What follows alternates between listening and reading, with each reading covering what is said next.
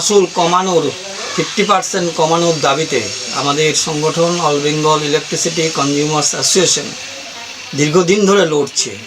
এবং এটা লড়ার পেছনে বেসিক যে পয়েন্টটা সেটা হচ্ছে, সকলেই আপনারা জানেন না, বিদ্যুতের বাস্তবে পশ্চিমবাংলায় উৎপাদনের ব্যয় হচ্ছে পার ইউনিট 1 টাকা 32 পয়সা। সেখানে আমাদের দিতে হচ্ছে গড়ে 7 টাকা 12 পয়সা। এটা একটা পুকুর চুরির বিষয়। ফলে এটা মানুষের কাছে জানা দরকার, মানুষের এটা যে না জানলে এটা প্রতিবাদটা হয় না।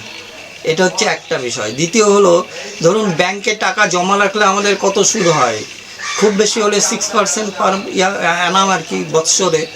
আর আমাদের কাছ থেকে বিদ্যুৎ বন্টন কোম্পানি আমাদের যে টাকাটা সিকিউরিটি হিসেবে রেখে দেয়, তার সুদ দেয় কত জানেন? 6%। অথচ আমাদের যদি টাকা গ্রাহকদের কারো বকেয়া থাকে, সেই বকেয়া টাকা রেখে দেওয়া আছে, মানে বকেয়া টাকাটা তারা প্রাপ্য কোম্পানি, সে প্রাপ্য টাকা টাইমলি না দিলে তার উপর যে ইন্টারেস্ট, যেটাকে বলা হয় লেট পেমেন্ট সারচার্জ, সেই সুদ যেটাকে বলা হচ্ছে, সেটাকে নেওয়া হচ্ছে 24% পার ইয়ার। মানে এটাও একটা মানে জঘন্য অন্যায় বিষয়। এইটা নিয়ে আমরা দীর্ঘদিন আবেগার থেকে লড়ছি। এর ওপরে আবার ধরুন কেন্দ্রীয় সরকার নতুন করে বিদ্যুৎ বিল 2022 যেটা নিয়ে এসছে, যার মাধ্যমে বলছে প্রিপেড স্মার্ট মিটার লাগাবে এবং আগে পয়সা ফেলো, পয়সা যতদিন থাকবে ততদিন বা কারেন্টের কানেকশান থাকবে, পয়সা যেই শেষ হয়ে গেলো, কানেকশান অফ হয়ে গেলো, আপনি অন্ধকারে বসে থাকুন। আপনাকে এখন যেমন মিটার হলে মিটার কত পোড়াচ্ছেন, কত ইউনিট, তার দাম কত, তার বিল, তার আর কি চার্জ নেওয়া হয়, মিটার ভাড়া অমুক তমুক দিয়ে একটা বিল দেয়।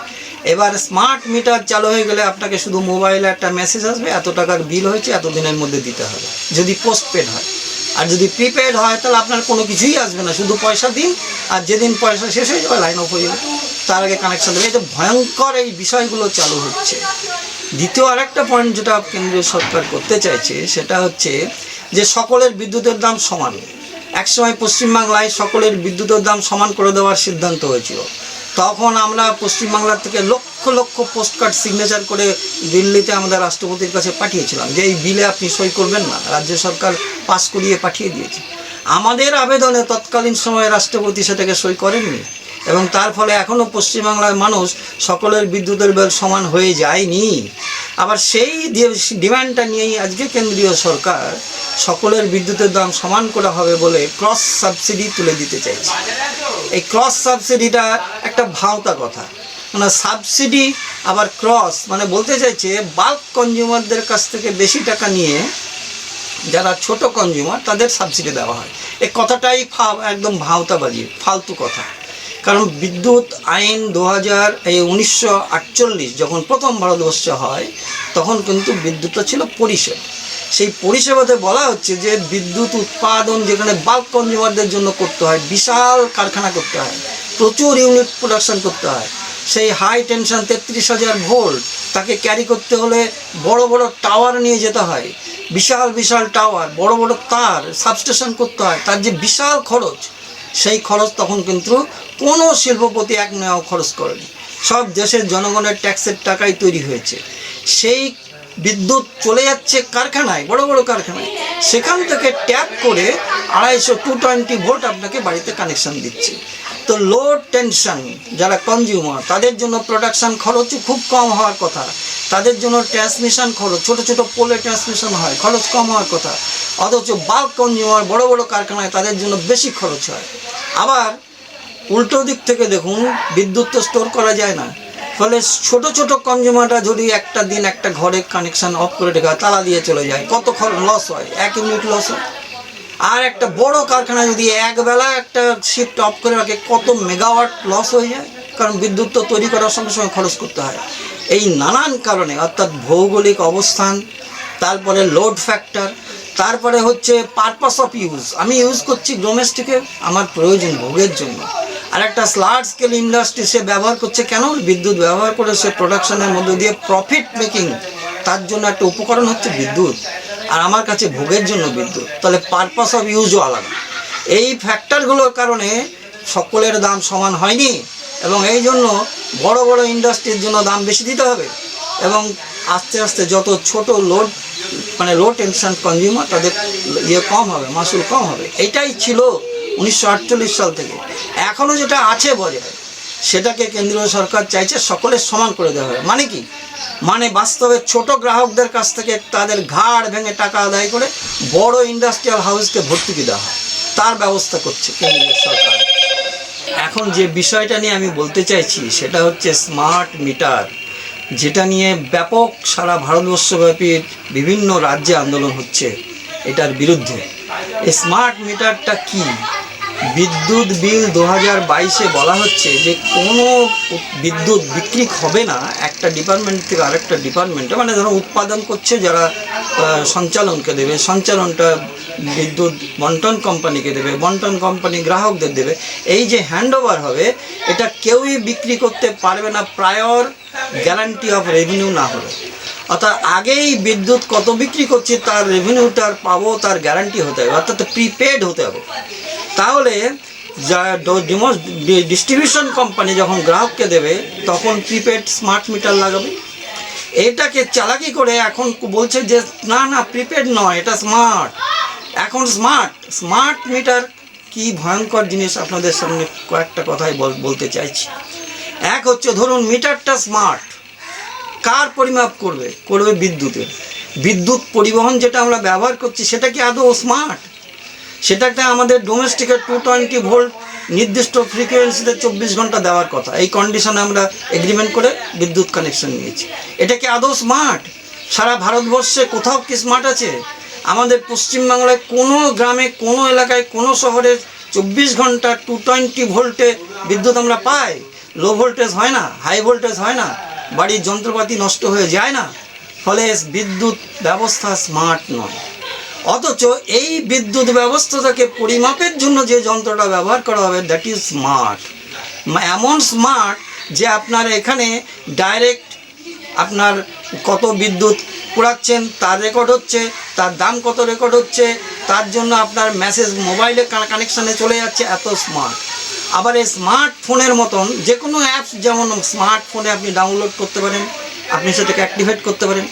এখন যদি স্মার্ট মিটার উন্নত প্রযুক্তি বলে গ্রাহকদেরকে বিজ্ঞানের উন্নতি, বিজ্ঞানের প্রযুক্তির ব্যবহার কেন করবেন না বলে রাজি করিয়ে দেয় একবার, আর গ্রাহকরা যদি স্মার্ট মিটার লাগিয়ে দেয়, এরপরে এক ক্লিকে ঘরে বসে আপনার ওই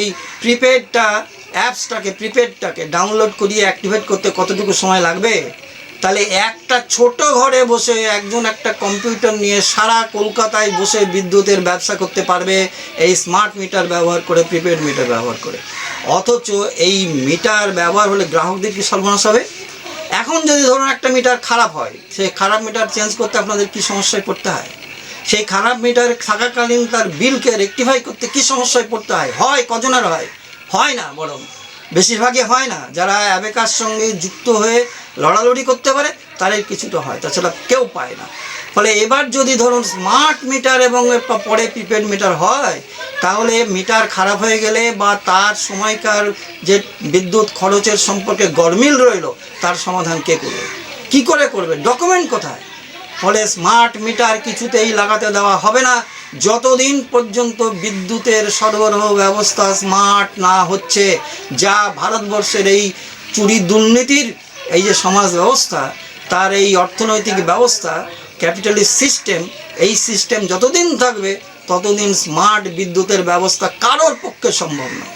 ফলে আমরা যতদিন এই অর্থনৈতিক ব্যবস্থা থাকবে ততদিন স্মার্ট মিটার আমরা লাগাতে দিব না। লাগালে যে লাগাবে তার সর্বনাশ হবে। আসামে লাগিয়েছিল, মাত্র 56 লক্ষ গ্রাহকের মধ্যে 3 লক্ষ। ব্যাপক লড়াই হয়ে শেষ পর্যন্ত আসামের মুখ্যমন্ত্রী বাধ্য হয়ে বললেন, সব বিল বেশি হয়েছে, 5 গুণ 10 গুণ, 2000 টাকার বিল 15,000 টাকা ওই স্মার্ট মিটারের জন্য, এখন পাল্টাতে বাধ্য হচ্ছে। ফলে স্মার্ট মিটার সম্পর্কে সচেতন হবেন। এবং আমি আপনাদের কাছে অল বেঙ্গল ইলেকট্রিসিটি কনজিউমার অ্যাসোসিয়েশনের জেনারেল সেক্রেটারি হিসাবে আপনাদের কাছে বিনয়ের সঙ্গে রিকোয়েস্ট করছি, স্মার্ট মিটার লাগানোর বিরুদ্ধে জনমত গড়ে তুলুন এবং কিছুতেই লাগাতে আসলে লাগাতে দেবেন না। তার জন্য যা প্রতিরোধ গড়ে তুলতে হয় গড়ে তুলুন, তা নাহলে বিপদ আপনাদের চকাটে দরজার গোড়ায় চলে এসছে। ইতিমধ্যে পশ্চিমবাংলা সরকার গত 2021 সালের জুলাই মাসে 9 জুলাই তারা উচ্চ পর্যায়ের মিটিং করে স্মার্ট মিটার লাগানোর সিদ্ধান্ত করে ফেলেছে, যদিও এখনও বিদ্যুৎ বিল 2022 আইনে পরিণত হয়নি। ফলে এই সম্পর্কে সজাগ করার জন্য আপনাদের কাছে আমার আবেদন রইল। আমি আপনাদের সামনে এই যে দুটো বিষয় বললাম, একটা হচ্ছে বিদ্যুতের মাসুল 50% কমাতে হবে এই ডিম্যান্ড, আর একটা হচ্ছে যে বিদ্যুতের কেন্দ্রীয় সরকার যে বিদ্যুৎ বিরোধ গ্রাহক স্বার্থ বিরোধী বিদ্যুৎ আইন সংশোধনী বিল 2022, এই বিলটাকে যদি আমরা রেজিস্ট করতে চাই তাহলে আমরা শুধু পশ্চিমবাংলার All Bengal Electricity Consumer Association সারা পশ্চিমবাংলাব্যাপী আন্দোলন করে কি রুখতে পারবো? নিশ্চয়ই পারবো না, এটা আপনারা সবাই বোঝেন। ফলে ইতিমধ্যে আমাদের এই গ্রাহক সংগঠন সারা ভারতবর্ষের প্রায় 17টা রাজ্যে বিস্তার লাভ করেছে। এই 17টা রাজ্যের বিদ্যুৎ গ্রাহকদের নিয়ে একটা ঐক্যবদ্ধ বিদ্যুৎ সংগঠন গড়ে তোলার নেসেসিটি সকলেই আপনারা ফিল করেন। এইটাকে সামনে রেখে আগামী এপ্রিল মাসের 2023-এর 8 এবং 9 এপ্রিল মধ্যপ্রদেশের ভোপালে 8 এবং 9 এপ্রিল দুদিনের অল ইন্ডিয়া বিদ্যুৎ গ্রাহক সম্মেলন হবে, সর্বভারতীয় বিদ্যুৎ গ্রাহকদের সম্মেলন হবে।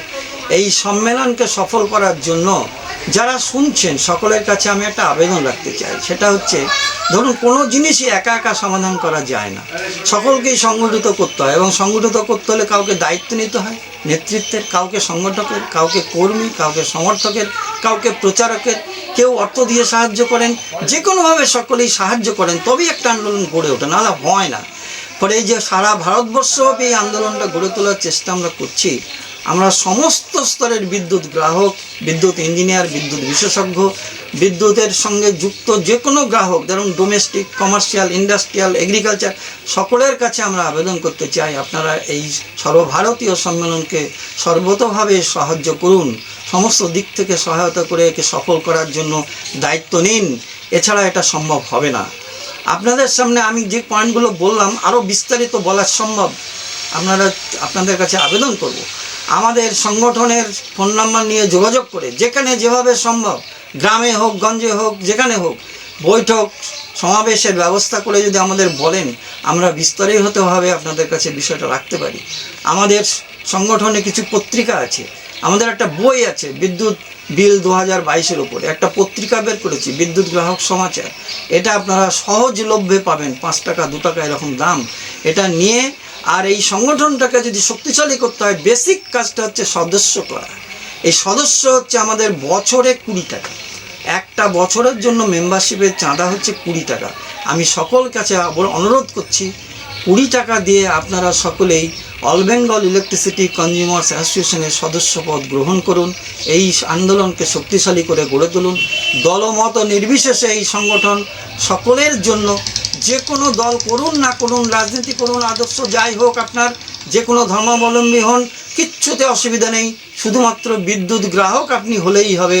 আর বিদ্যুৎ গ্রাহকদের ওপরে যে কোনো আক্রমণ আসলে আপনি প্রতিবাদ করতে চান, এইটুকু শর্ত থাকলেই আপনি এই সংগঠনের মেম্বার হতে পারেন। এই আবেদন আপনাদের কাছে রেখে আমি সকলকে ধন্যবাদ জানিয়ে আমার বক্তব্য শেষ করছি। নমস্কার।